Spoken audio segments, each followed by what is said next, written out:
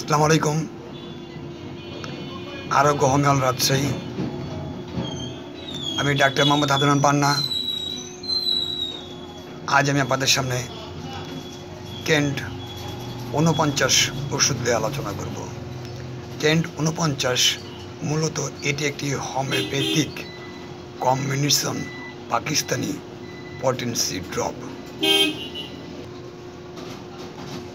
Kent ৪৯ মূলত অ্যালবুমিনিয়া রোগে অত্যন্ত কার্যকরী একটি হোমিওপ্যাথিক ওষুধ। কেন্ট ৪৯ এটি কেন্ট ফার্মাকপি অনুযায়ী প্রস্তুত করা হয়েছে। কেন্ট ৪৯ ওষুধের কার্যকারিতা: অ্যালবুমিনিয়া প্রোটিন মিশ্রণ নেফ্রাইটিস মূত্রথলি ইত্যাদি ক্ষেত্রে অত্যন্ত কার্যকরী ওষুধ। যেসব ওষুধ এখানে মিশ্রণ করা হয়েছে কেন্ট ৪৯-এ সেটা আলোচনা করছি, যেমন এপিসমেল, মার্কুরিয়াস, ফসফরাস, ট্রিডিনিয়া ইত্যাদি ওষুধ এই কেন্ট ৪৯-এ মিশ্রণ করে এটা তৈরি করা হয়েছে। এর কার্যকারিতা: অ্যালবুমিনুরিয়া প্রোটিন স্রাব, মূত্রথলির প্রদাহ, মূত্র অঞ্চলে বিরক্তিকর অবস্থা, নেফ্রাইটিস ইত্যাদি লক্ষণে ব্যবহার করা হয়। এটি সেবন বিধি: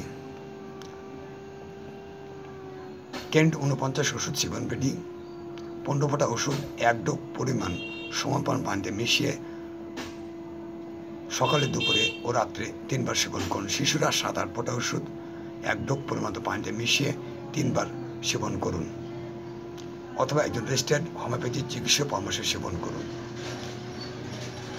তবে আমি বলবো যে চিকিৎসা পরামর্শ ছাড়া কোন ওষুধ সেবন করা উচিত নয়। এক্ষেত্রে আপনার শারীরিক ও মানসিক ক্ষতি হতে পারে। ওষুধ সেবনের পূর্বে একজন রেজিস্টার্ড হোমিওপ্যাথি চিকিৎসকের পরামর্শে ওষুধ সেবন করুন। বিশেষ করে গর্ভবতী মহিলারা ওষুধ সেবনের পূর্বে অবশ্যই একজন হোমিওপ্যাথি চিকিৎসকের সঙ্গে পরামর্শ করা উচিত। আচ্ছা, কেন্ট ৪৯ ওষুধে কোনো পার্শ্ব প্রতিক্রিয়া নাই।